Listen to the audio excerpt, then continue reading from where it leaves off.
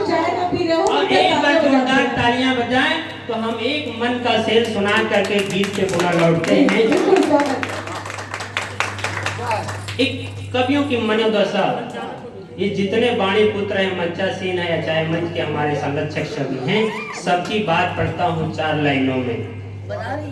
इंतजरिया में रतिया पहरी हो गई, हमारे कुर्ता पसीना मत्तरी हो गई।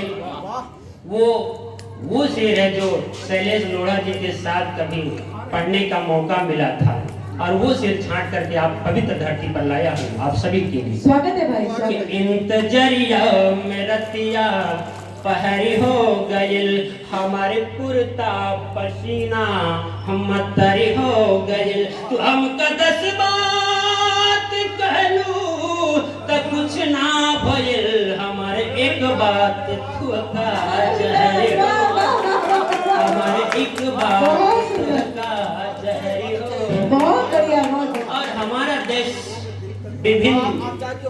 विभिन्न संस्कृतियों को संजोए हुए, हमारा देश विभिन्न संस्कृतियों का प्रधान देश।